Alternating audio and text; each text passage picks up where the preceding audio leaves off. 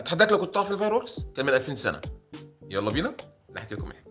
بدايتها جايه من الصين، حتى الصين كمان من 2000 سنه متالقه، لما كانوا بيجيبوا عصايه البامبو ويحشوه حاجه شبه البارود، بعد كده يفرقعوه فيظهر صوت عالي جدا جدا جدا، يفتكروا ان الارواح الشريره مشيت وسابت المكان خلاص. وفي القرن ال 19 كانوا بقى بيحشوه حاجات كده معينه بمواد مختلفه، يعني التاتش بتاع السنين الحلو ده، علشان لما يتضرب في السماء يعمل الوان لطيفه اللي احنا بنشوفها في الوقت الحالي. بعد كده انتشر في اوروبا على ايد الراجل المحترم ماركو بولو. ماركو بولو ده تقدر تقول مثلا زي ايلون ماسك مثلا، يحب التجاره والاختراعات وراجل سكره كده وجميل. كانوا الملوك والامراء كانوا بيستخدموها في اوروبا، وطبعا انتوا عارفين الملوك والامراء بيعملوا حفله كل اسبوع، يعني تقريبا كل امير وكل ملك كان بيعمل 48 مره على مدار السنه.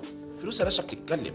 ودايما كانوا بيخلوا السماء تنور بالالوان الجميله اللي احنا بنشوفها في الوقت الحالي. في مصر دخلت مع المماليك والاتراك وكانوا بيستخدموها في الموالد. دلوقتي بنستخدمها مع دخله العروسه، الفاير بيولع حواليها من كل حته. الرقصه السلوك الجميله اللي بيكون رائع، هما بيرقصوا في الفيرست دانس. بنختمها بالفاير ووركس.